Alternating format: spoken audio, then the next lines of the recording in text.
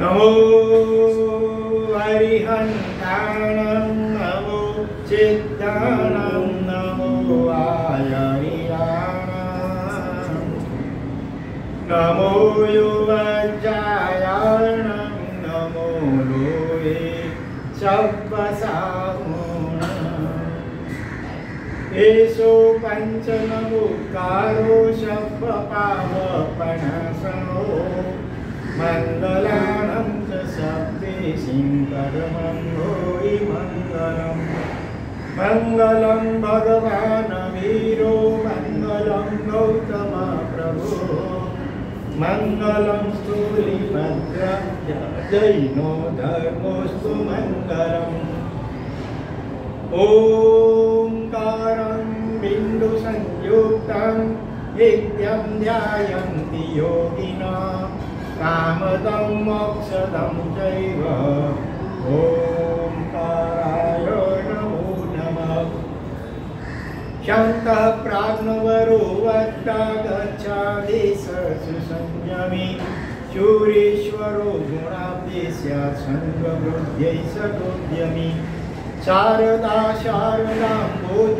वदना वदनाम्बुजे सर्वदा सर्वदा स्वातं सन्निधिं सन्निधिं प्रियात् अज्ञानतिमिरान्धानां ज्ञानाञ्जनशलाकया नेत्रमुन्मीलितं येन तस्मै श्रीगुरवे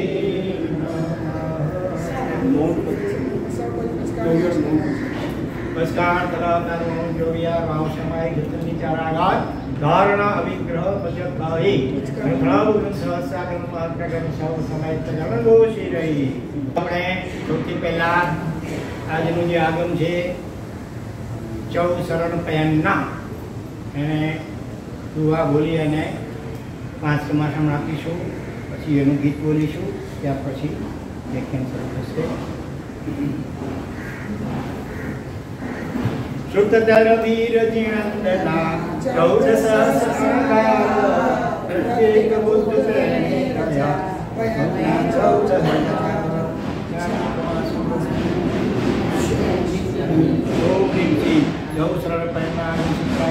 नमः।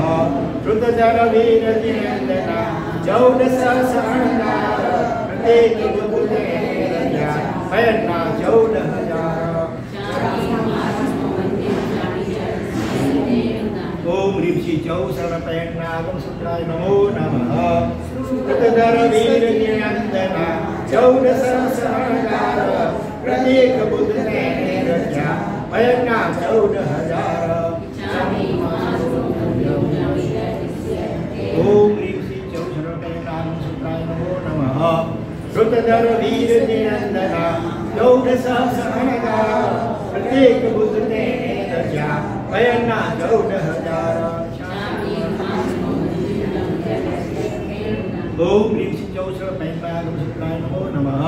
श्रुतधर वीर निरंजना चौदह सहस्राकार प्रत्येक बुद्ध ने रचा पयन्ना 14,000। ओम ह्रीं चौ शरणपयन्नागम सूत्राय नमो नमः।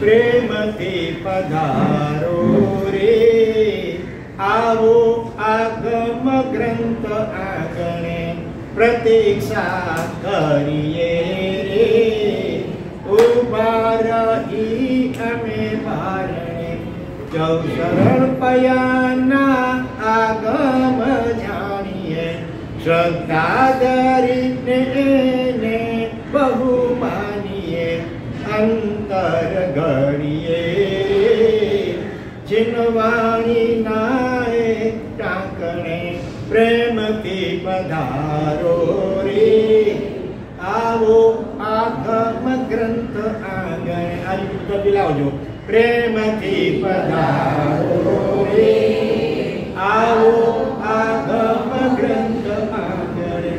चार शरणनी वात जे बतावे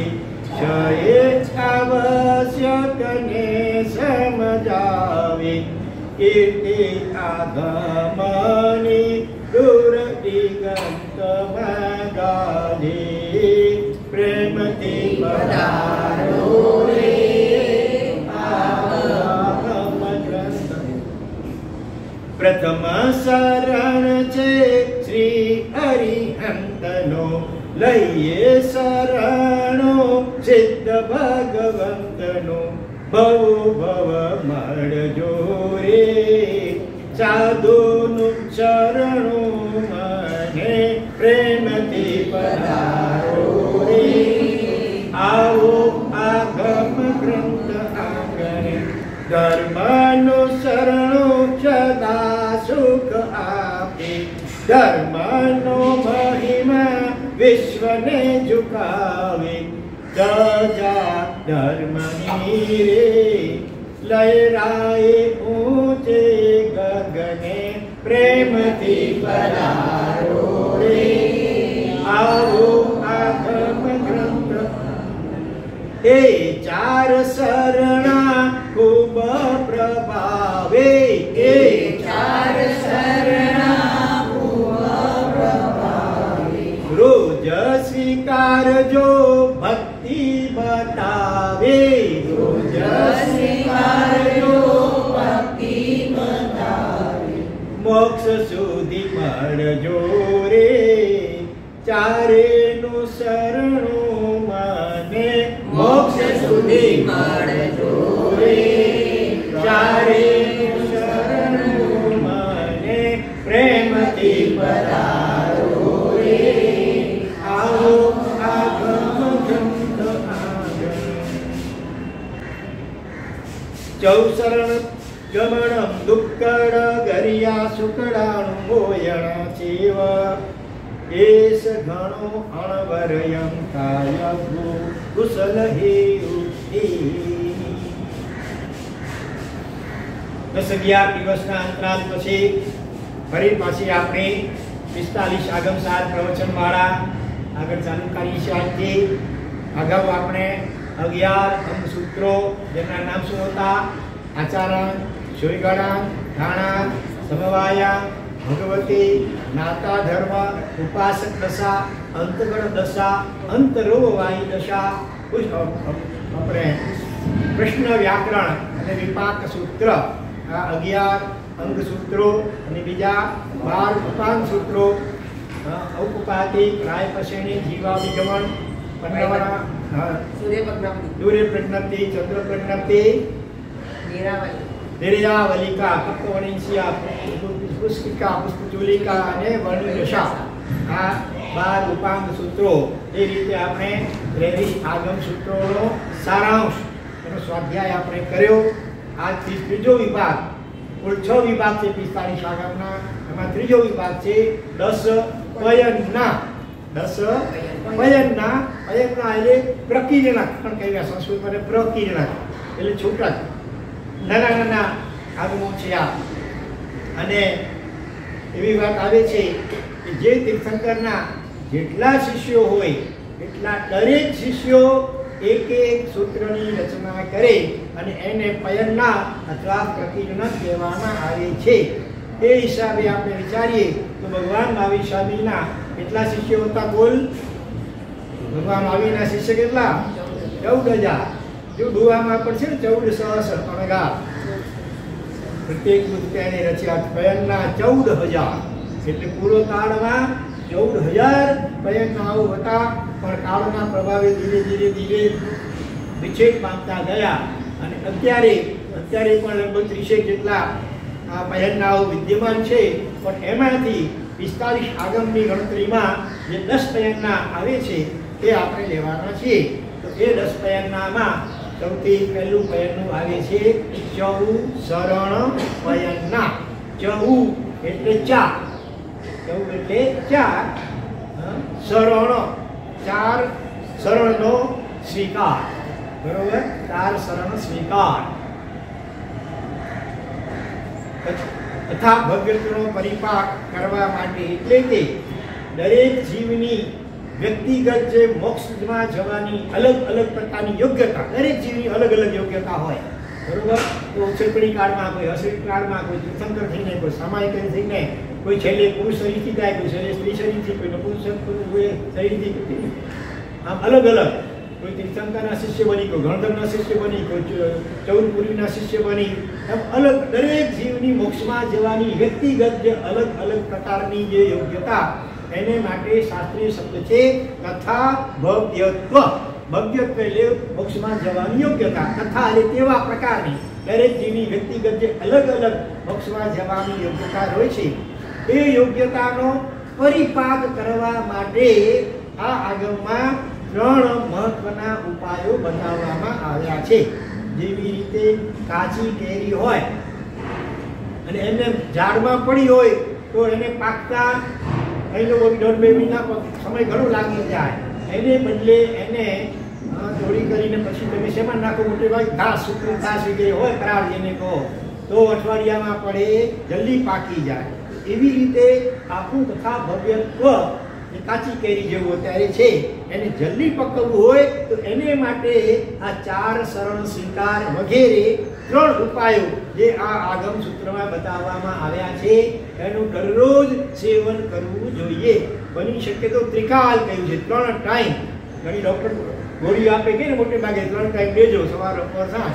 તો ત્રિકાળ આ, અને એમાં પણ જ્યારે કોઈ વધારે બીમારી હોય તો જરૂર પડે તો 2 કલાકે પણ ક્યારેક કોઈ અમુક દવા લેવાની ડૉક્ટર કહે.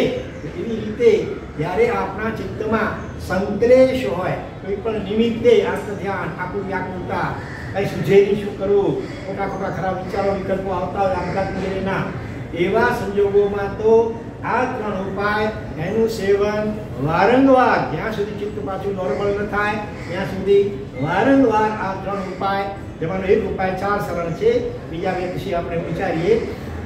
તો આ 3 ઉપાય જેને આધ્યાત્મિક ત્રિફળા તરીકે પણ આપણે વિચારી શકીએ. બરોબર? ત્રિફળામાં 3 ફળો ને, એડા પેડા આમળા. ત્રિફળા નાનાથી પેટ સાફ થઈ જાય, પેટ સાફ દરદ માપ.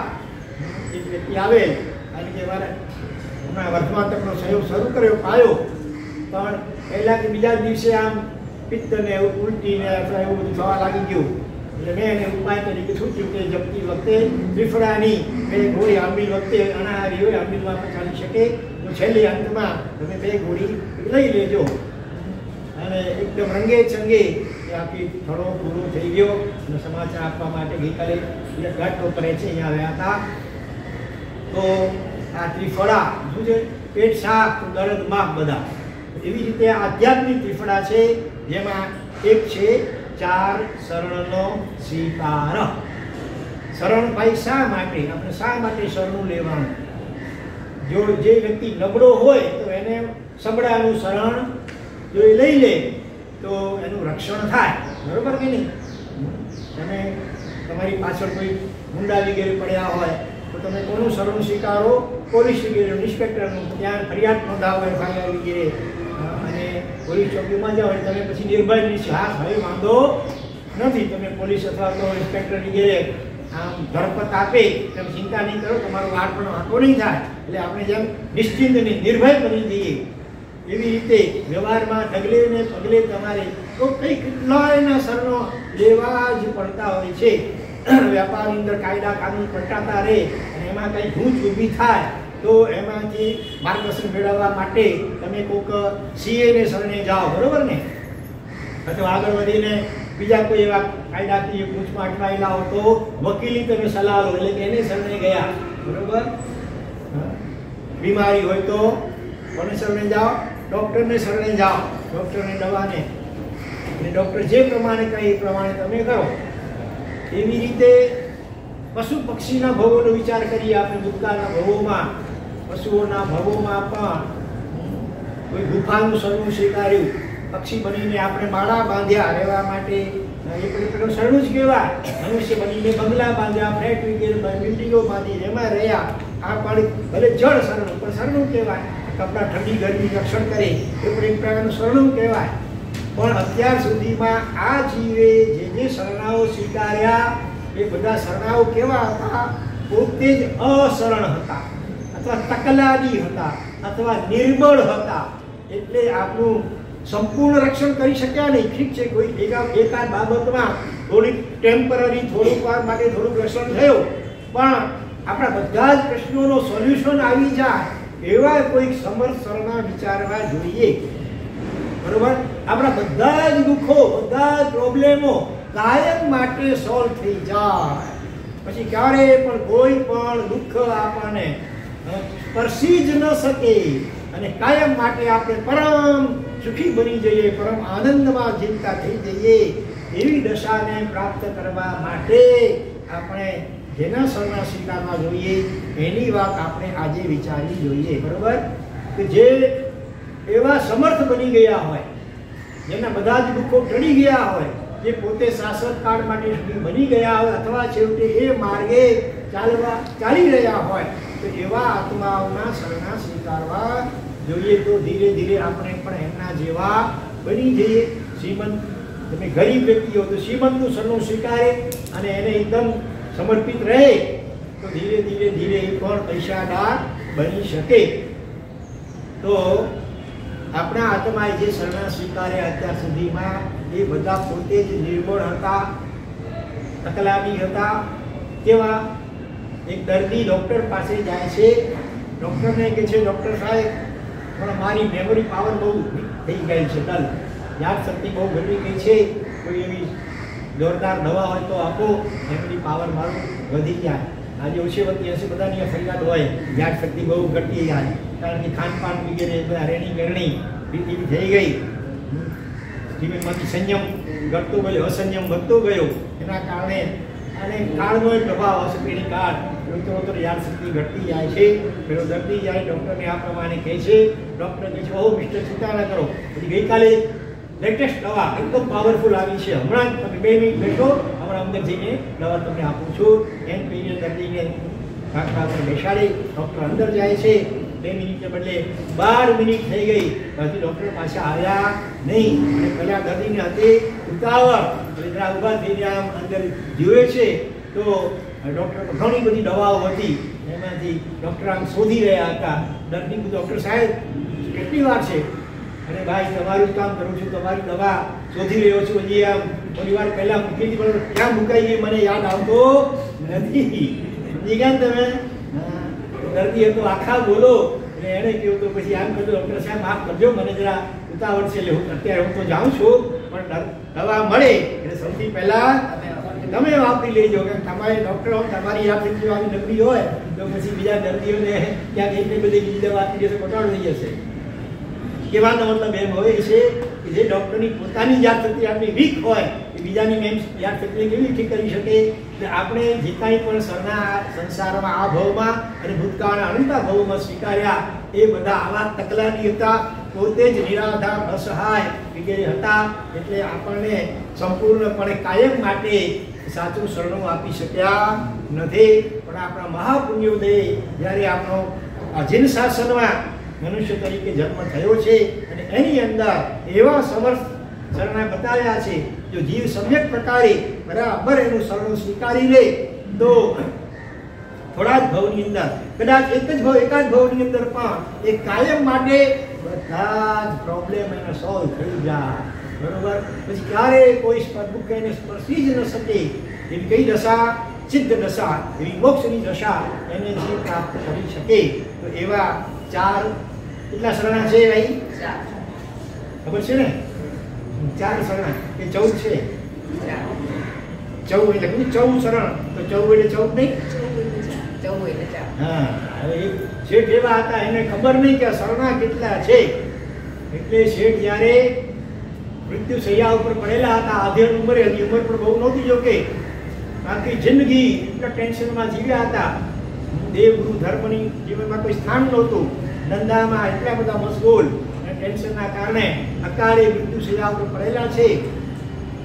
એના દીકરાઓ કોઈ શિબિરમાં ગયા છે, ધાર્મિક શિબિરમાં, એટલે થોડા સમજુ હતા અને લાગ્યું કે પિતાજીને લાગુ કદાચ કાઢે એમ નથી, એટલે કોને લઈ આવ્યા? ડૉક્ટરને. જે વર્ષ સુધી ડૉક્ટર ન હોય, ઠીક છે, શરૂઆતમાં પ્રયત્નો થાય, પણ જ્યારે લાગે કે હવે ડૉક્ટર કહી દે કે અમારું કંઈ ચાલે એમ નથી, ત્યારે કોને બોલાવવા જોઈએ? મહારાજ સાહેબને બોલાવી લેવા જોઈએ અને અંતિમ અંતિમ નિર્યામણા જેને કે અંતિમ આરાધના કરાવવી જોઈએ. મારા સાહેબને બોલાવી લાવ્યા. મારા સાહેબે શેઠે આમ દૂરથી જોઈ લીધું મારા સાહેબ આવી રહ્યા છે. શેઠે જિંદગીમાં ક્યારેય મારા સાહેબનું પડખું લીધું જ નહોતું, સત્સંગ ક્યારેય કર્યો નહોતો, જીનવાણી સાંભળી જ નહોતી. સાધુ સંતોથી જાણે દૂર જ ભાગતા હતા. મગજમાં નેગેટિવ ખ્યાલો પડ્યા હોય એટલે હાય મર્યા. હા, મારા સાહેબ વળી કહેશે હવે છેલ્લે છેલ્લે કંઈક દાનપુર કરતા જાઓ, કંઈક પુણ્યનું ભાતું બાંધતા જાઓ. અને અહીંયા તો ચમડી તૂટે પણ ડમડી ન છૂટે એવી હાલત. એટલે શેઠે શું કર્યો, પોતાનું ચાદર હતી ને બરાબર પેલા મોઢું ખુલ્લું હતું એટલે બરાબર મોઢા ઉપર આમ પછી ઓળી લીધી અને આમ છેડો દબાવી દીધો. જલ્દી કોઈ ખેંચી પણ ન શકે. અને મારા સાહેબ પધાર્યા. છોકરાઓ કહે છે બાપુજી જો મારા સાહેબ પધારે છે, દર્શન કરો. દર્શન કરવા હોય તો ને છોકરાએ મહા મુસીબતે ધીરે ધીરે મોઢા ઉપર ચાદર દૂર કરે તો પણ જાણે બેહોશની જેમ કોમામાં પડ્યા હોય એવું નાટક કરે છે. છોકરાઓ જોરથી બૂમ પાડી પચાજી બાપુજી હાથ જો, આંખો ખોલો, દર્શન કરો, હાથ જોડો, મારા સાહેબ આવ્યા છે. દર્શન કોને કરવા છે? જેવું છોકરા લાગે છે કે બાપુજી કદાચ ધ્યાનમાં લાગે છે. મારા સાહેબ એમ કરો આપણું ધક્કો ફેલ ન જાય. આ કાન પાસે મોઢું રાખી પોતેથી માંગલી સંભળાવી દો, બીજું શું થાય? એટલે મારા સાહેબે નવકાર સંભળાયો અને પછી 4 શરણા સંભળાવવાની શરૂઆત કરી. બોલો શેઠ કોનું શરણું? પેલું બોલો શેઠ અરિયંતનું શરણું. બીજા બોલો શેઠ બીજું શરણું કોનું? હા, સિદ્ધ ભગવંતનું શરણું. તો એ શેઠ આંખ ખોલતા નથી. બોલો શેઠ સાધુ ભગવંતનું શરણું.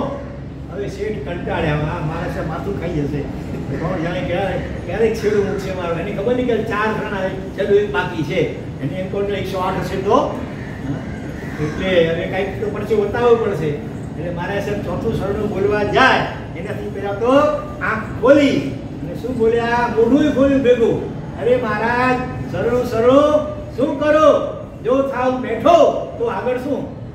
આગળ છે કે નહીં? સાંભળ્યું? જો ઠામ બેઠો તો નથી ખબર પડી ને? આ લોકોને નથી ખબર. આ તો સુપ્રસિદ્ધ દ્રષ્ટાંત છે. જો ઠામ બેઠો તો ચોથી વાર પરણો. હકીકતમાં શેઠ 3 વાર પરણીને વિધુર થઈ ચૂક્યા. 3 વાર વિધુર થઈ ગયા. થોડા મહિના અંતે હજી મરવાથી હજી સંસારના અભરખા ગયા નહોતા. ચોથી વાર પરણવાના અભરખા હતા. છોકરો તો હાથ ઊંચા કરી નાખ્યા કે હવે અમારું કાંઈ ચાલે એવું નથી. આવી સ્થિતિમાં પણ જીવને મગજમાં હજી પણ ભગવાનનું શરણું સ્વીકારવાનું મન થતું નથી અને ચોથી વાર પરણવાના અભરખા લઈ બેઠા છે. એટલે આ 4 શરણા જો આપણે ઈચ્છતા હોઈએ અંતિમ સમયે પણ આપણને યાદ આવે તો એને માટે ઉપાય શું કે દરરોજ આ 4 શરણનો સ્વીકાર. એકવાર નહીં, શાસ્ત્રકાર દિવસમાં 3 વાર બની શકે. સવાર, બપોર, સાંજ, રાત્રે સૂતા પહેલા પણ, સવારે ઉઠીને પણ અને વચ્ચે પણ પતિકમણથી પહેલા કે જ્યારે પણ યાદ આવી વખત મિનિમમ 3 વાર આ 4 શરણનો સ્વીકાર વગેરે આધ્યાત્મિક વિફળાનું સેવન કરવું જોઈએ. તો ચાલો હવે વધારે સમય ન લેતા આપણે એ 4 શરણા જે આગળની અંદર વિસ્તારથી વર્ણન કર્યું છે. આમ તો અમે દર ચોમાસામાં આ 4 શરણાની આરાધના ચૌબું ભગવાન પધરાવે અને 2 દિવસ 4 શરણા ચાલે, બીજા 2 દિવસ દુષ્કૃત ગ્રહા ચાલે, બીજા 2 દિવસ ચાલે સુકૃતની અનુમોદના ચાલે અને વણિકના જે દિવસ ઉદ્ગલ વસીરાવાની વિધિ વગેરે 7 દિવસ સુધી આખી આરાધના બી ચાલે. પણ આ વખતે આપણને ટાઈમ ઓછો પડ્યો. 5 મહિના હતા તો પણ 45 આગળનું થઈ ગયું. તો અત્યારે આપણે દરેક જે શરણ છે એનું વર્ણન આગમને આધારે 4 ગાથાઓ સત્ય વિચારની તો 2 કે 3 કલાક ચાલશું અને એનો વિચાર કરીશું. સૌથી પહેલા ચોથા શરણનું નામ કેવલી પરમ. હા, ચોથું કેવલી પ્રજ્ઞ સ્વરૂપી ધર્મ. બરોબર. પછી આપણે બોર્ડ ઉપર પણ એના મંત્રો લખેલા છે ને, છેલ્લે આપણે બોલીશું. હવેથી રોજ આપણે આ મંત્ર બોલીશું. તો સૌથી પહેલા અરિહંત પરમાત્માનું શરણું. બરોબર. તો અરિહંત પરમાત્મા કેવા? કોઈનું તમે કોઈનું સજેશન કરો કે ભાઈ મારે આની પાસે જવા જેવું છે અને આ હેલ્પ કરી શકે એમ છે, કોઈ ડૉક્ટર વગેરે દાખલા તરીકે બીમારો તમે વર્ણન કરો ને કે ભાઈ આવા આવા કેસો પણ એમને સોલ્વ કર્યા છે, વકીલ વગેરે બહુ હોશિયાર છે, નામાંકિત છે, યશનામી છે, તો સામી વ્યક્તિને શ્રદ્ધા બેસે અને ડૉક્ટર કે વકીલનું શરણું લે. તો એવી રીતે હરિહર પરમાત્માનું સરળ આપણે સ્વીકારવાની શાસ્ત્રકારો વાત કરે છે. તો હરિહર પરમાત્મા કેવા, તો એના થોડું ડિટેલથી આપણે જાણવું પડશે. તો આપણે આ 14 શરણ પયણના આગમની ગાથાઓના આધારે આ ચારેયનો થોડો પરિચય લઈએ. 34 ઐસય જુવા 8 મહાપાળીએલ સંયુક્તા પરિપૂર્ણા સુરવીર્ય સમો શરણા અર્હંતા મજ્જ તે શરણં. અર્હંતા મજ્જ તે શરણ, તે એટલે આવા જે હરિહંતો એ મજ્જ એટલે મને શરણ રૂપ હો અથવા હું એમનું શરણું સ્વીકારું છું. તો અર્હંતા મજ્જ તે શરણં એટલું બધા બોલાવો. ગુજરાતીમાં એવા હે હરિહંતો મને આપનું શરણ હો એટલું બધા બોલજો. સૌથી પહેલી વાત 34 અતિશય જુવા. અતિશય એટલે અતિશય, ભગવાન અતિશય એટલે એક્સ્ટ્રા ઓર્ડિનરી, જે હરિહર સિવાય બીજે ક્યાં જોવાનું મળે આખા લોકમાં વિશ્વમાં. તો એવા અતિશય કેટલા હોય છે હરિહરના? 34. આપણે બીજી પર ઘણા હોય પણ અપેક્ષાએ 34 ઘણા રહેલા છે. એના 3 વિભાગ પાડવામાં આવ્યા છે. 4 અતિશય ક્યારે હોય? જન્મથી જ હોય. બીજા 19 અતિશયો કેવળદાન થાય, કાર્તિકનો ક્ષય થાય ત્યારે પ્રગટ થાય પોતાની મેળે. અને એ જ વખતે સાથે સાથે બીજા 19 અતિશયો દેવતાઓ કરતા હોય, જેમાં 8 મહાપ્રાપ્તિ હારે અશોક વૃક્ષ વગેરે એ પણ થાય. એટલે ટોટલ 34 અતિશયો. કોઈ વિસ્તારથી વર્ણન કરી એટલો ટાઈમ નથી, પણ જન્મના જે 4 અતિશયો હોય કયા કયા? ભગવાનનું શરીર જન્મથી કેવું હોય? રોગ રહી, જિંદગીમાં ક્યારેય પણ બીમારી આવે જ નહીં. બરોબર? યોગ જન્મથી યોગીશ્વર હોય તો ગર્ભથી જ, એટલે સમ્યક દર્શનથી યુક્ત હોય, અવધિ જ્ઞાનથી યુક્ત હોય, અત્યંત પુણ્યના ભંડાર હોય, એટલે જિંદગીમાં ક્યારેય પણ નખમાય કોઈ રોગ ઉત્પન્ન થઈ શકે જ નહીં. અને એનું રૂપ કેવું હોય? અદ્ભુત, અજોડ કોટીનું, ઇન્દ્રો વગેરે કરતા પણ અનુગ્રહ ચડિયાતું એનું અદ્ભુત રૂપ હોય. એટલે રૂપ રોગ રહી, અત્યંત રૂપવાન, પરસેવા રહી. ભગવાનના શરીરમાં ગમે એવી ગરમી વગેરે પરસેવો થાય નહીં, રોગ રહી, પરસેવા રહી, અત્યંત દિવ્ય અને સુગંધમય. એનું શરીર કેવું હોય? સુગંધમય. આ એક અતિશય થયો ભગવાનનું શરીર આવું. પછી ભગવાનના શ્વાસોશ્વાસ કેવા હોય? કમળ જેવા. શ્વાસોશ્વાસ કમળ સમો ઉજલો કોતરવા. દુર્ગંધ ના આવે, સુગંધ. અને ભગવાનના લોહીને માંસ કેવા હોય? સફેદ ઉજ્જવળ.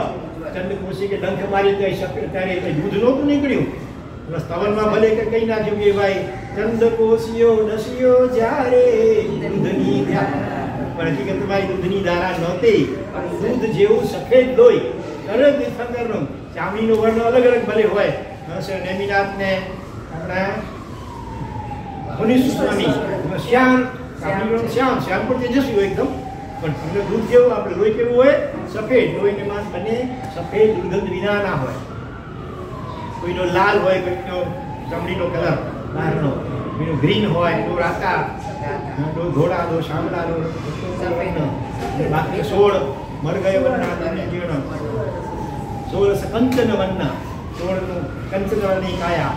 દરેક ભગવાન 24 એમના શરીરના લોહી માંસ દૂધ જેવા સફેદ અને દુર્ગંધ વિનાના હોય. તો અને હજી ચોથો છે કે જન્મથી એમના આહાર નિહાર, આહાર નિહાર ચરમ ચક્ષુધણી એવા તુજ અવડા. આહાર અને નિહાર એટલે લઘુરીતિ વળી લીધી. ચર્મ ચક્ષુ એટલે ચામડાની આંખ વાળા મનુષ્યો પશુઓ જોઈ શકે નહીં. આ 4 અતિશય તો દરેક તીર્થંકરના જન્મથી જ હોય. બીજા વળી કેવળદાન થાય ત્યારે ઉત્પન્ન થતા હોય. પક્ષીઓ પ્રદક્ષિણા આપે, વૃક્ષો નમસ્કાર કરે, ઋતુઓ અનુકૂળ હોય, પવન અનુકૂળ હોય, કાંટા ઊંધા ઉડી જાય, 3 ગઢ સમોસની રચના થાય દેવતાઓ દ્વારા, અષ્ટમા પ્રાત્યારની રચના થાય, ભાવમંડળ વગેરે હોય. તો ટોટલ બધા મળીને અતિવૃષ્ટિ, અનાવૃષ્ટિ, દુકાળ ન પડે, પૂર ન આવે, યુદ્ધ ન થાય, સ્વામી હુલ્લડો રમખાણ ન થાય, આજુબાજુના સમાસ યોજનમાં આવી વિશેષતાઓ જેમના જીવનમાં હોય છે તો એમનું શરણું આપણે સ્વીકારીએ. પછી છે અષ્ટમહાપારિહેર પરિપૂર્ણા અષ્ટમહાપ્રાતિહાર્ય. જો કે આ જ્યોતિષમાં જ આવી જાય છે દેવવ્રત અતિશયમાં, પણ છતાં એનું મહત્વ દર્શાવવા આમ અલગ બતાવ્યા. કેવા ભગવાન શોભતા હોય, સોના રૂપા રત્નના 3 ગઢ હોય, સૌથી વચમલાવ ગઢ જે હોય રત્નોનો, એમાં મધ્ય ભાગમાં ભગવાનના શરીર કરતા 12 ગણા ઊંચા અશોક વૃક્ષોની નીચે જેની છાયા 1 યોજન પ્રમાણ સમોસરમાં હોય ઉપર આખી ઘટા, અને એની નીચે રત્નજરી સોનાનું સિંહાસન, એની ઉપર ભગવાન બિરાજમાન હોય, પાછળ ભામંડળ તેજસ્વી હોય ભગવાન, એને આકાશમાં દેવ દુંડવી દેવતા નગારા વાગતા હોય, ભગવાન કૃષ્ણ આપે માલકોત્સવમાં એમાં દેવતાઓ બેકગ્રાઉન્ડ મ્યુઝિક વીણા ભાંસળી વગેરે અનેક દેવતાઈ વાજિંત્રો દ્વારા એમાં દીપ પાર્શ્વ સંગીત પૂરતા હોય, અને ઉપરથી પંચરંગી પુષ્પોની સચિત પુષ્પોની વૃષ્ટિ ઢીંચણ સુધી વૃષ્ટિ થાય, છતાં પણ ભગવાનના પ્રભાવે એના ઉપર ભલે ગમે એટલા મનુષ્યો પશુઓ અને દેવો ચાલે, કોઈની કિલ્લા છે પણ કિલ્લામણા ન થાય એવો ભગવાનનો અતિશય હોય છે. તો આવા અષ્ટમહાપ્રાતિહાર્યો અને બધા ચોથી યુક્ત છે. સુરવીય સબો શરણા, દેવતાઓએ જેને દેશના આપવા માટે આવા 3 ગઢ હોય, સોના રૂપા રત્નના 3 ગઢ હોય, વિશાળ પૂજન પ્રમાણ સમોસી દર્શના કરતા હોય, આવી દેવેન્દ્રોથી પણ પૂજનીય, નરેન્દ્રોને નવનીય ચક્રવર્તીઓ પણ જેના ચરણને ઝૂકતા હોય, વાસુદેવો, બલદેવો, બલભદ્રો વગેરે બધા આ જગતમાં જે વિશિષ્ટ મહાપુરુષો કહેવાય એ બધા પણ જેમના ચરણના દાસ બનવા માટે ઉત્સુક હોય, આવા પરમાત્મા એટલે એમના જેવું જગતમાં કોઈનું પુણ્ય ન હોય, લોકોત્તર પુણ્ય હોય. એ પરમાત્મા જેટલી આપણે ભક્તિ કરીએ, એટલું નામસ્મરણ કરીએ, એટલું દર્શન વંદન પૂજન ભક્તિ વગેરે કરીએ, એટલું આપણું પણ જબરદસ્ત પુણ્યાનુબંધી પુણ્ય વધતું જાય. જીવનમાં જે કંઈ તકલીફો આવે છે, બાધાઓ આવે છે, વિઘ્નો અંતરાયો, એ બધી પાપના ઉદયથી આવે છે.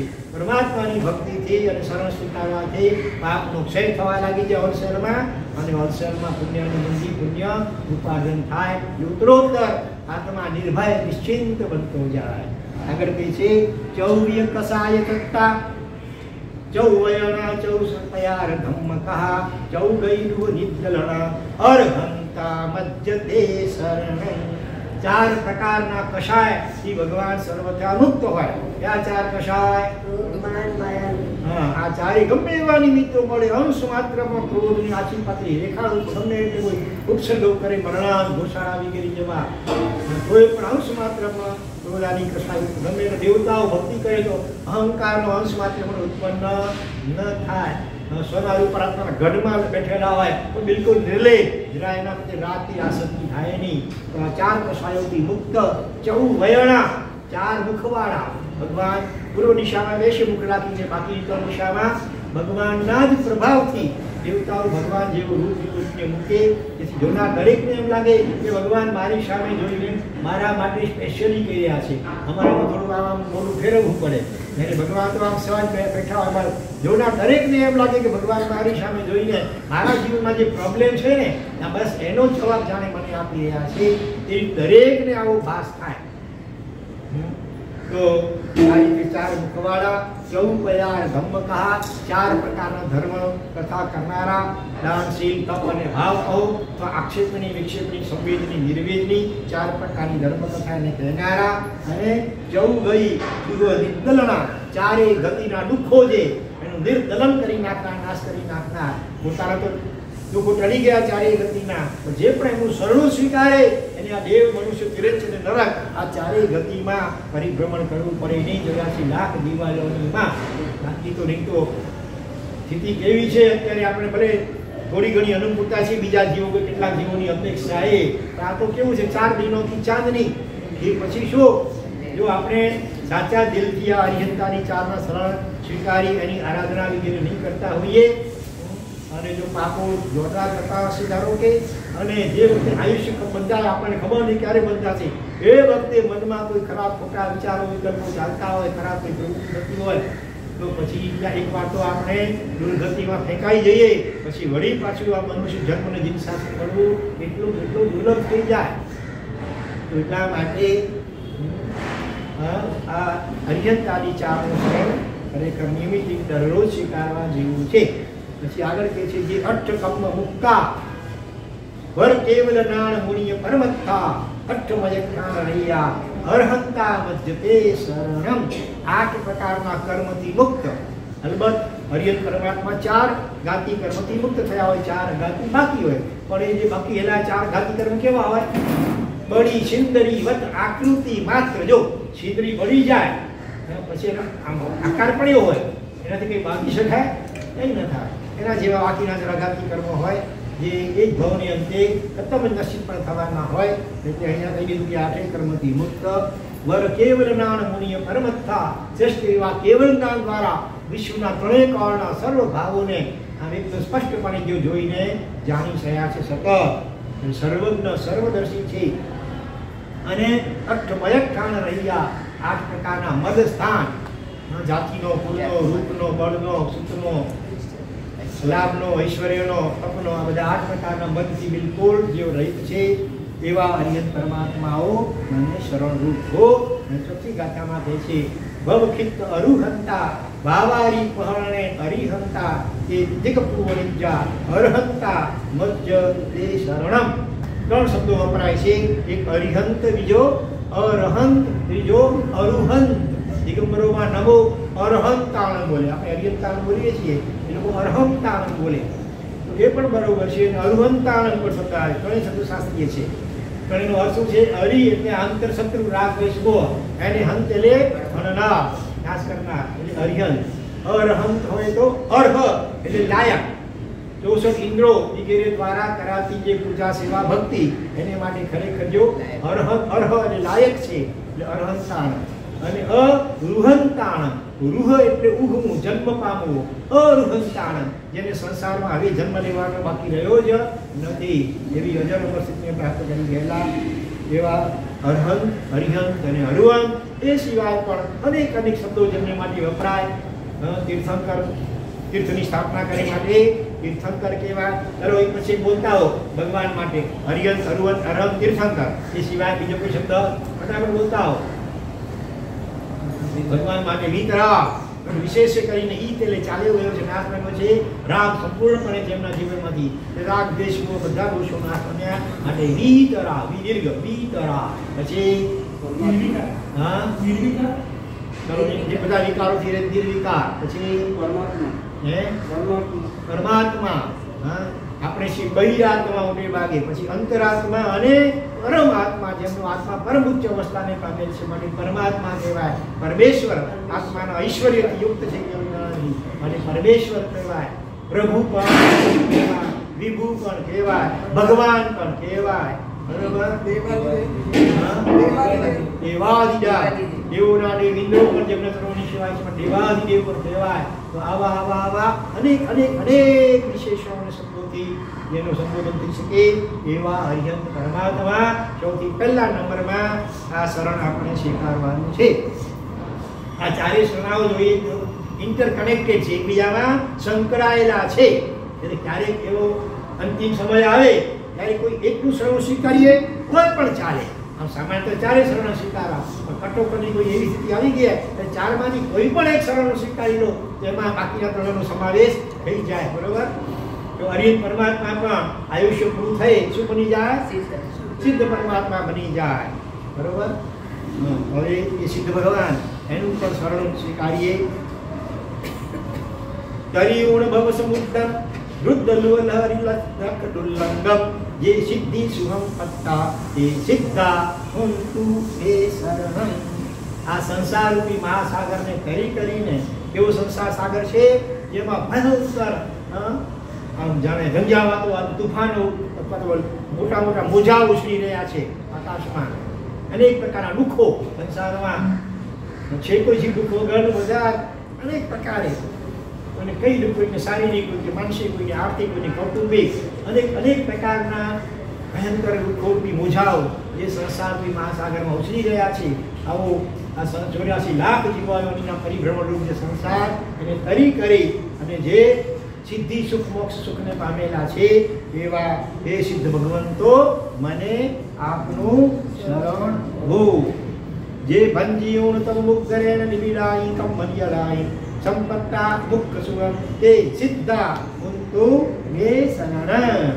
એ છે તપરૂપી 12 પ્રકારના તપરૂપી સામેલા ઉદ્ગલ સામેલા દ્વારા નિબીડ એવી કર્મોની જે સાંકળો જેમાં આપણો આત્મા બંધાયેલો છે કર્મરૂપી સાંકળોમાં એને તપરૂપી હથોડા દ્વારા તોડી કરી અને જેઓ મોક્ષ સુખને મુક્તિના સુખને પામેલા છે એવા શુદ્ધ ભગવાનનું શરણ બોલાવો તમે શરીર ઝીલાવજો.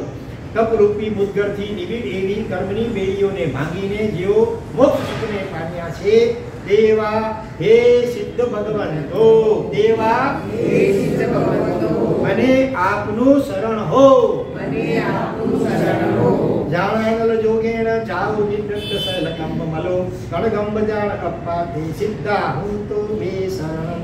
શુક્લ ધ્યાન રૂપી અગ્નિ દ્વારા સંપૂર્ણ કર્મ રૂપી મેલ અનંતા કર્મનો કચરો શુક્લ ધ્યાન રૂપી અગ્નિ દ્વારા બાળીને જેમણે ભસ્મીભૂત કરી નાખ્યો અને આત્માને 100% સોના જેવો એકદમ નિર્મલ બનાવી દીધો એવા સિદ્ધ ભગવંતનું શરણ લઈએ. ધ્યાન રૂપી અગ્નિના યોગથી સકલ કર્મનો બળ ભળી જવા દ્વારા જેઓનો આત્મા સુવર્ણ જેવો બની ગયો છે એવા હે સિદ્ધ ભગવંતો મને આપનું શરણ હો. જ્ઞાન જંબો નજરા નવાહીનો નમર નવા બાહા નયકોહા એક પ્રસાદ તે સિદ્ધા હુંતુ મે શરણમ.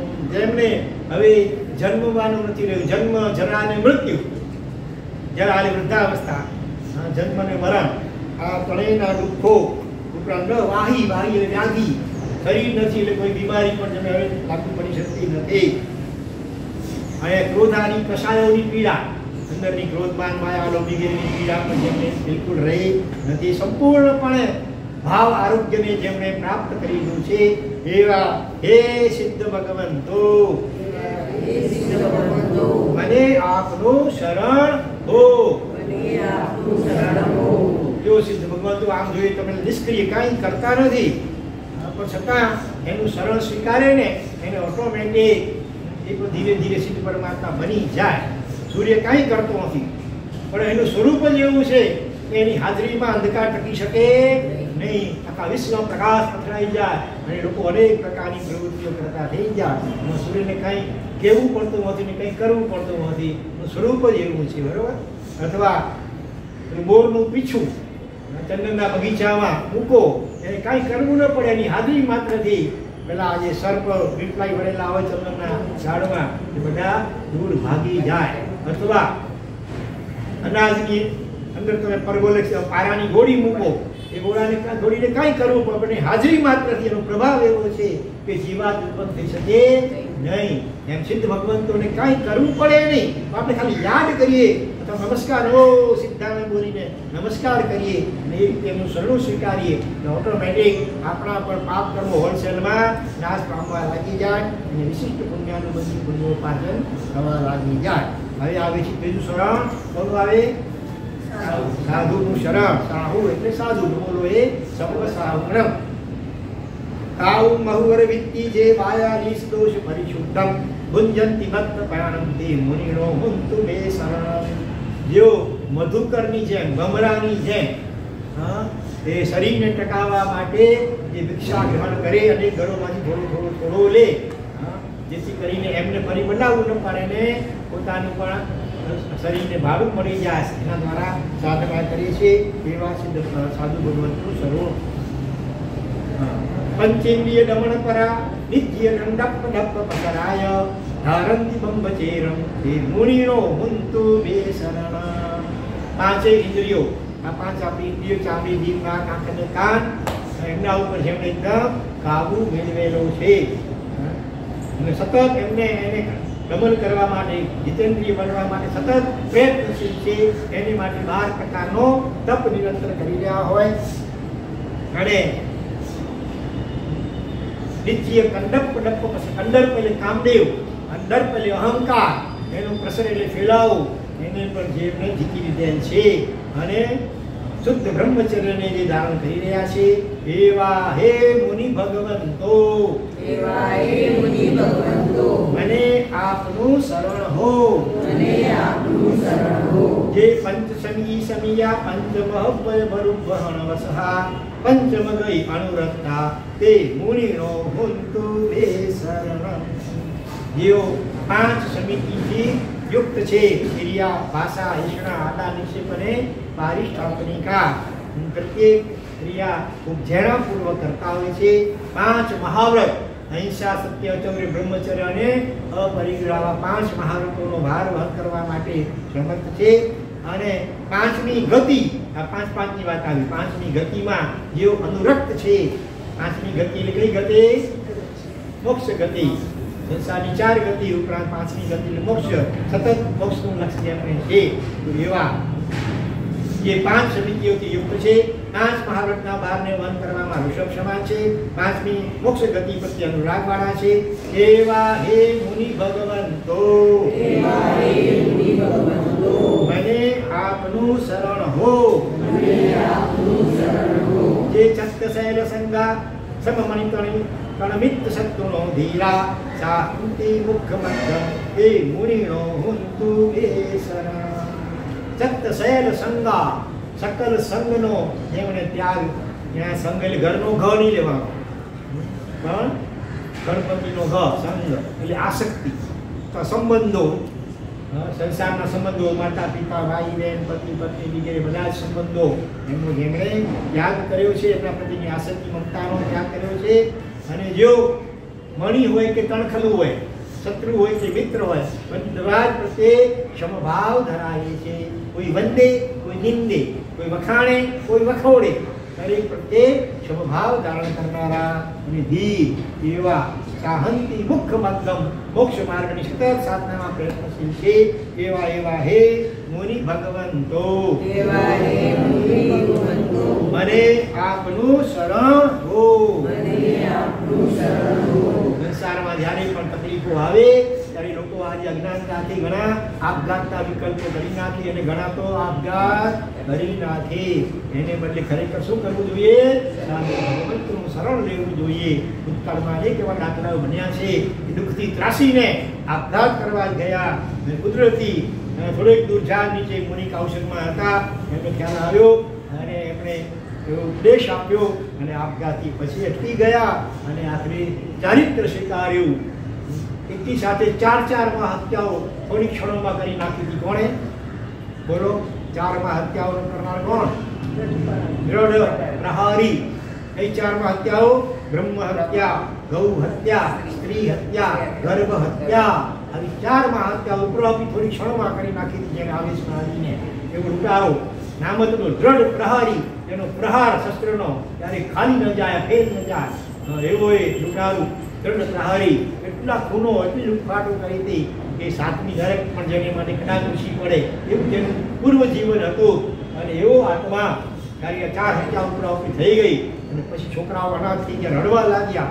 એટલે એને પશ્ચાતાપ થયો. જંગલમાં દોટ મૂકે છે, ઝાડ નીચે ઉભેલા, કૌશલમાં ઉભેલા મુનિ ભગવાન એના પગ પકડી લે છે. રડતે રડતા પોતાના પાપોની કબૂલાત કરે છે, પશ્ચાતાપ કરે છે. મુનિ એને આશ્વાસન આપે છે અને ચારિત્ર સ્વીકારે છે બધા. અને ચારિત્ર સ્વીકારી જે નગરના ખૂબ ખૂનો વગેરે કર્યા હતા એ જ નગરના અનુક્રમે 4 દિશાના દરવાજામાં 1.5 મહિનો આવશ્યકતા રહે છે. લોકો અનેક પ્રકારના અવસરો કરે છે અને પૂરું જીવનને યાદ કરીને કે આને તો મારા ભાઈને મારી નાખ્યો, મારા દીકરાને મારી નાખ્યો, મારું અનેક પ્રકારે ઉત્સર્ગ કરે છે. તથા અપૂર ક્ષમતાથી એ ઉત્સર્ગોને સહન કરતા 6 મહિનામાં કેવલ જ્ઞાન અને મોક્ષને પામી જાય છે. તો આ સાધુનું શરણ સ્વીકાર્યું ત્યારે શક્ય બન્યું. અનેક ઉદાહરણો આવે છે.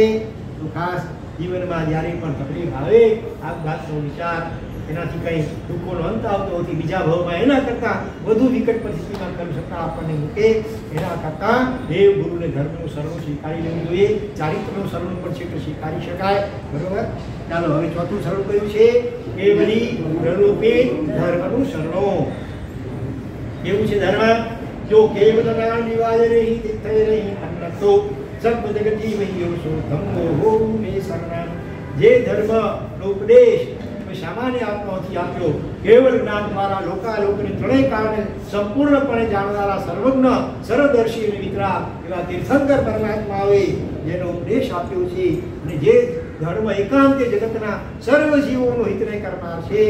કેવલી એવા હે કેવલી પ્રરૂપિત ધર્મ મને આપનું શરણ હો. કલ્યાણ કોડી જાણી જત અનંત મંદાઈ નિદલણે વન્ની જય જીવ દયા સો ધમ્મો હો મે શરણ. જે ધર્મની અંદર જીવ દયા ઉપર ખૂબ ભાર મૂકવામાં આવ્યો છે. જે જીવ દયા જીવનું અનેક પ્રકારે કલ્યાણને કરનારી છે. એવી એ જીવ દયા અને અનેક પ્રકારના અનર્થોનું નિવારણ કરનારી છે. એવી જીવ દયા નાના એકેન્દ્રિય પૃથ્વી પાણી વાયુ અગ્નિને વનસ્પતિકાના જીવોનું અને કંટ્રોલ નિર્માયેલા સૂક્ષ્મ અનંત જીવો બધાની રક્ષા કરવા માટે સુંદર ઉપાયો પણ જેમાં બતાવવામાં આવ્યા છે. એવું જીવ દયામય એવા હે કેવલી પ્રણુપિત ધર્મ મને આપનું શરણ હો. જો પાવ ભરુકંતમ જીવમ ભીમમ નિકુગઈ પૂમમ્મી ધારે નિવડમાણં સુધમ્મો હો મે શરણ. ધર્મ શબ્દની વ્યુત્પત્તિ અથવા વ્યાખ્યા શું? ધર્મ ધારી રાખ્યા, આમ પકડી લે જીવને, બચાવી લે. જીવ તો પાપ કરીને દુર્ગતિના ખાડામાં પડવા જઈ રહ્યો છે, અને આમ જાણે હાથનો ટેકો આપીને બચાવી લે અને ઉત્તમ એવા સદગતિ અથવા મોક્ષમાં જઈને પહોંચાડી દે. એ એવું છે કેવલી પ્રરૂપી ધર્મ. બરોબર? એવા હે કેવલી પ્રરૂપી ધર્મ મને આપનું શરણ હો. સગ્ગા પવન પુરમદ લંગ લોહાન સત્વા હો જો ભવ અડવી લંગણ ખમો છો ધમ્મો હો મે શરણ. એવું છે ધર્મ સાર્થવા સમાન છે.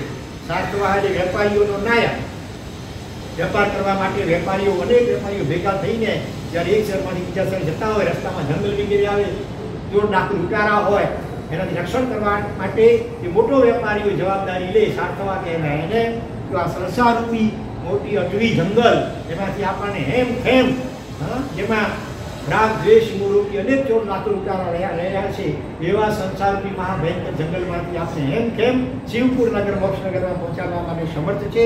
એવું જે આ સંસાર આટલીથી પાર ઉતારનાર એવા હે કેવલી પ્રરૂપી ધર્મ અને આપનું શરણ હો. તો આ ચાર શરણ ત્યારે છેલ્લે તમે પુણ્ય પ્રકાશ ઉદ્ધવન ક્યારે સંભળાવો? છેલ્લે છેલ્લે. એવું જરૂરી નથી. મહિનામાં એક દિવસ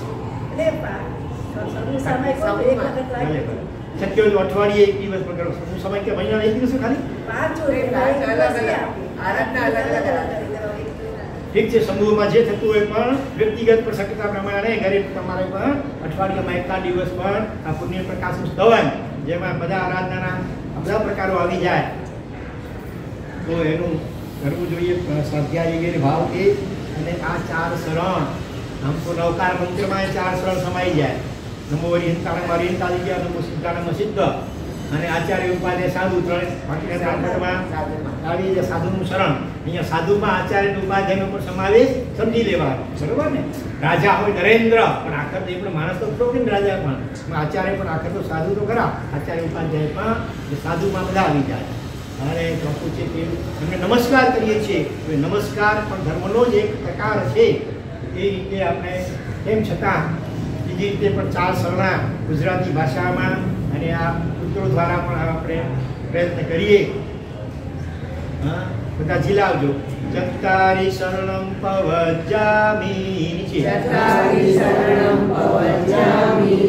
અરિહંતે શરણમ પવજ્જામી, સિદ્ધે શરણમ પવજ્જામી, સાહુ શરણમ પવજ્જામી, કેવલી પન્નતમ ધમ્મમ શરણમ પવજ્જામી, કેવલી પન્નતમ ધમ્મમ શરણમ પવજ્જામી. કેવલી પન્નતમ ધમ્મમ છે બરાબર. અરિહંતે હરિહંતા બોલ, હરિહંતે સિદ્ધે સાહુ, અને કેવલી પન્નતમ ધમ્મમ કેવલી ગુરુની ધર્મને શરણે હું જાઉં છું. હરિયંતે સિદ્ધે બહુવચન, સાધુ આ ત્રણ શબ્દો બહુવચનમાં છે. હરિયંતો ઘણા, સિદ્ધ ઘણા, સાધુ ઘણા, અને ધર્મ એક છે. એટલે ત્યાં એક વચનમાં ધમ્મં શરણં પ્રવજ્જામિ. પ્રવજ્જામિ એટલે હું સ્વીકારું છું. ધમ્મં શરણં હરિયંતે શરણં પ્રવજ્જામિ. હરિયંતો હું શરણ હું સ્વીકારું છું. સિદ્ધોનું શરણ હું સ્વીકારું છું. એ રીતે તે સિવાય ગુજરાતીની અંદર પણ આપણા સાહેબજીને પણ 4 શરણ બનાવેલા છે. કોઈને આવડે છે? હા, એ સિવાય પેલા સમય સુંદર ઘણી થઈ ગયા, જેમને સ્તવનો સજ્જાયો પ્રખ્યાત છે, એમણે પણ 4 શરણાની રચના કરી છે. એમાં ટોટલ 12 ગાથા છે અને સાહેબજીની અંદર માત્ર 4 ગાથા સંક્ષેપમાં સમાવેશ છે. હું બોલાવું છું, બધા ઘેર આવજો. હરિહંત સિદ્ધ સાધુ ચિન્હ ધર્મ સાર. હરિહંત સિદ્ધ સાધુ ચિન્હ ધર્મ સાર. પ્રભુ મુજ શરણા હો એ 4. પ્રભુ મુજ શરણા હો એ 4. એ 4 શરણા ચૌગતિહાર. એ 4 શરણા ચૌગતિહાર.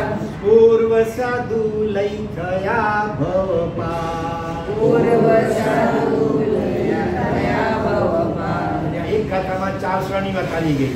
પછી બીજી ગાથામાં બધા જીવોને ખમાવવાની વાત, ત્રીજી ગાથામાં આધાર પાકિસ્તાનને ઘોષી લાવવાની વાત, અને ચોથી ગાથામાં સંયમની ભાવના ભાવવાની. બરોબર? તો અને એ જ રીતે હવે આપણે સમય સુંદર ઘણી એમને 3 આજ 4 વિષય 3 ગાથા રૂપી લીધા, ટોટલ 12 ગાથા થઈ જાય. ત્યારે આપણે પેલી 3 ગાથા લઈએ 4 શરણની. મુજને 4 એ શરણા હોજો. મુજને 4 એ શરણા હોજો. હરિહંત સિદ્ધ સુસાધુજી. હરિહંત સિદ્ધ સુસાધુજી. કેવલી ધર્મ પ્રકાશીઓ. કેવલી ધર્મ પ્રકાશીઓ. રત્નત્રય અમૂલક લાધુજી. રત્નત્રય અમૂલક લાધુજી.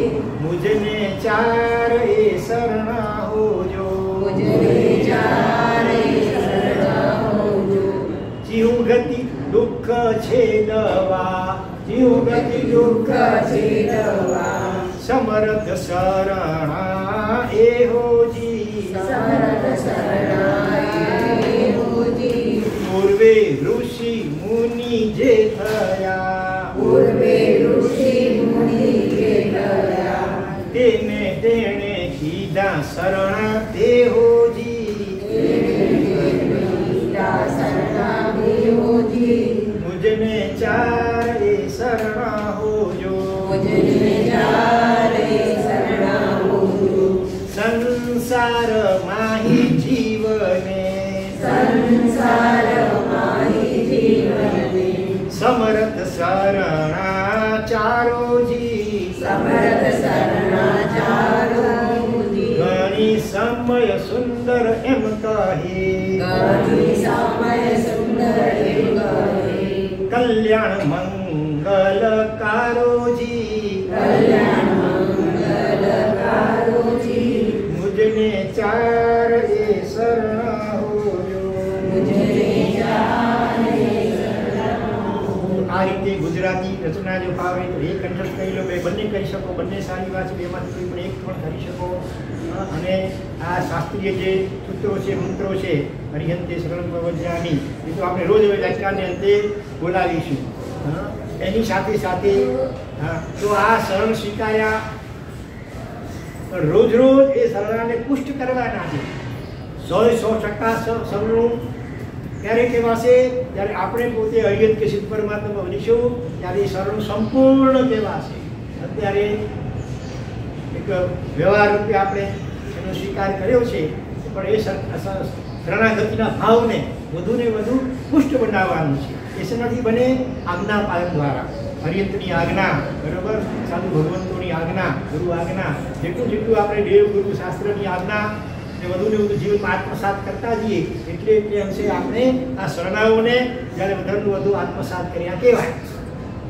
તમારી પાસે ગુંડા પડ્યા હોય અને તમે દોડીને ભાગતા હો અને કુદરતી સામે પોલીસ ચોકી દેખાય, તમે એમાં ઘૂસી ગયા અને પેલા ઇન્સ્પેક્ટરને આમ કરગરી વિનંતી કરી, મને બચાવી લો, ઊંડાઓ પાછળ પડ્યા છે. એ વખતે તમે ઇન્સ્પેક્ટર કહે કે ભાગશાળી તમે અહીંયા હમણાં અડધો કલાક અહીંયા જ રહી લો, બહાર નીકળતા નહીં, અમે વ્યવસ્થા કરીએ છીએ. એ વખતે કોઈ એમ કહે કે હું નહીં બેસી શકું, મને બહુ ઉતાવળ છે, મારે આપણે પાંચ જવું છે, તો પછી ઇન્સ્પેક્ટર શું કહે તો ભાઈ તમે જાણો, તો પછી અમારી કોઈ જવાબદારી રહેતી નથી. જો ઇન્સ્પેક્ટરનું સર્વ સ્વીકાર્યું તો એ જે પ્રમાણે કહે એ પ્રમાણે કરીએ તો એનું સર્વ સાચું સ્વીકાર્યું કહેવાય.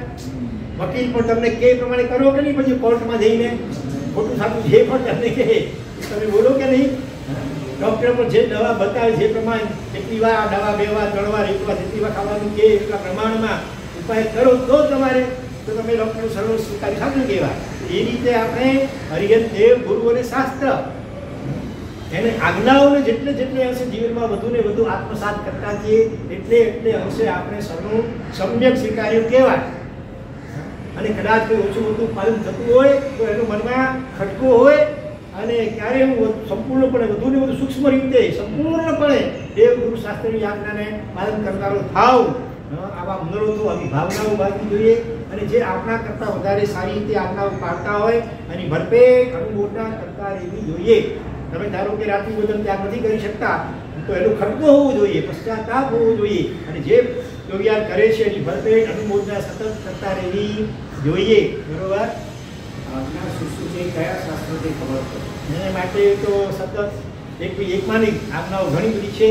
એને માટે સતત જેમ કે શ્રાવ જીવન છે તો શ્રાદ્ધ વિધિ, શ્રાદ્ધ એટલે શ્રદ્ધાળુ શ્રાવક, બ્રાહ્મણોના પિતૃના શ્રાદ્ધ એની શ્રદ્ધા સંપન્ન અને શ્રાદ્ધ કહેવાય એની વિધિ.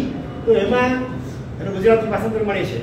હા, તો એનો પહેલાં દિનચર્યા કેવી હોય શ્રાવકની, સવારના ઉઠ્યાથી રાતના સુધાથી, પછી રાત્રિચર્યા એટલા વાગે સુએ પહોંચી ઊંઘ ઉડી જાય ત્યારે શું કરવાનું, ત્યારે ઉઠવાનું વગેરે રાત્રિચર્યા.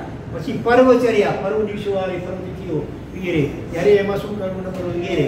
પછી આવે ચાતુર્માસિક ચર્યા, આરાધના, ચોમાસાના 4 મહિનામાં શું કરવું શું ન કરવું વગેરે. પછી આવે વાર્ષિક કર્તવ્ય, 12 મહિનામાં એક વખત અવશ્ય કરવા યોગ્ય એવા 11 કર્તવ્યો. પછી આવે આજીવન કર્તવ્ય, જિંદગીમાં ઓછામાં ઓછું 1 વારમાં બને ત્યાં સુધી એ કર્તવ્યો કરવા જોઈએ. આમ 6 વિભાગમાં બહુ દિવ્યથી સુંદર વર્ણન શ્રાવક જીવનને આ બધું વિધિ કર્યું છે. એ ગ્રંથ તમે વાંચો ઘણું આવી જાય. બરોબર? તો આવા ગ્રંથો અવારનવાર વાંચવા જોઈએ, સ્વાધ્યાય કરવો જોઈએ, ન સમજ્યા ત્યાં ગુરુગ્રંથથી પૂછવું જોઈએ. બરોબર? તે સિવાય પછી આગળ જતા નિશ્ચય અમુક ગ્રંથો આત્મલક્ષી જે હોય એનો પણ સ્વાધ્યાય આત્માને ઓળખવા માટે, આત્માને અનુભવવા માટે એવા આત્મજ્ઞાની મહાપુરુષો, વચનામૃતો એનો પણ સ્વાધ્યાય અવારનવાર કરતા રહેવું જોઈએ. તો આ 4 સરળની વાત. એ સિવાય આ આગમની અંદર દુષ્કૃત ગરહા પાપોનો પશ્ચાતાપ ગુરુ સાક્ષીએ અને બીજું ચીર્યું છે સુકૃતની અનુમોદના. એ 2 વિષય જે છે આપણે આગળના બીજા જે મહિનાઓ છે ને એમાં આપણે વણી લઈશું. બરોબર? ત્યારે આજે આપણો સમય પૂરો થઈ રહ્યો છે. તો હવેથી વ્યાખ્યાનનો સમય બરોબર 8:30 વાગ્યાનો. બરોબર? ગઈકાલે જાહેરાત થઈ હતી ઉપર કાર્યક્રમમાં પણ કદાચ લક્ષ્ય સંભળાયું નહીં હોય. બરાબર? હા, એ તો પહેલા આવી ગયેલું. જો સાંભળો, બે આજ્ઞા હોય ને એમાં પછીની આજ્ઞા વધારે મહત્વ હોય. પહેલા જાહેરાત થઈ હતી સવારના કે 9 થી 10 એમાં વોટ્સએપમાં, પણ પછી આપણા કાર્યક્રમમાં બપોરે ભલે તો વાંધો નહીં. પણ હવેથી રોજથી આપણે વધતો ટાઈમ બહેનોનો ભાવના છે કે 8 નો રાખો, ભાઈઓની ભાવના છે કે 9 થી 10 રાખો. એટલે બેનો વસ્તુ સમય આપણે રાખી છે 8:30 વાગે, 8:30 થી 9:30. 8 વાગે જ કહે છે કે નવકાશીનો ટાઈમને બધું નથી સચવાતો. 8 વાગે તો 9, 8:30 નહીં તો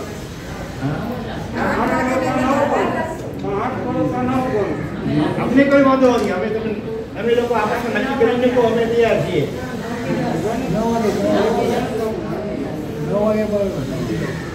9 થી 10 બરોબર બેનો? 9 થી 10 ભલે. જેન્ટ્સ કે મને કે બાબા તો આ લોકો મહેશભાઈ આગે ભાગો તો ના અડી મળી ગયા આગે તો વાંધો ને છોકરા મળે છે તને નવમાં 5 પછી લગભગ આવી જજો, સમય લઈ લેજો, વરાવાની વિધિ ને બધું વિધિ પણ થાય એટલે 9માં 5 પછી આવી જવાનું મત રાખજો. અશ્વિનભાઈ ઝઘડા થયા હતા 8 વાગે રખો એટલે હું જો અશ્વિનભાઈ આવ્યા ને અશ્વિનભાઈ વહેલા ચાલો. ઓમ શાંતિ શાંતિ શાંતિ. ગણે લોકના સર્વે જીવોનો કલ્યાણ મંગલ અને શીઘ્ર મોક્ષ થાઓ. દેવી મંગલ ભાવના પૂર્વક નમો હરિહંતાણામ નમો આયરિયાણામ નમો લોહે સબ સાહુણામ સબ પાવપણ સણો કડવમ હોઈ મંગલમ નમો સિદ્ધાણામ નમો ઉવજાયાણામ એસો પંચનમુક્તારો મંગલાનં ચ સર્વેશી નમો હરિહંતાણામ નમો આયરિયાણામ નમો લોહે સબ સાહુણામ સબ પાવપણ સરો કડવમ હોઈ મંગલમ. આ મંત્રો જરૂર પડે તો તારી નોંધી લેજો અને આપણે પણ રોજ વ્યાખ્યાન અંતે આ મંત્રો બધા બોલાવીશું. આજે 4 શરણના મંત્રો બોલ્યા, આવતીકાલે બિસ્કુટ ગળા અને સુકૃતમ મંત્રો એનો અર્થ સમજાવીને પણ બોલાવીશું.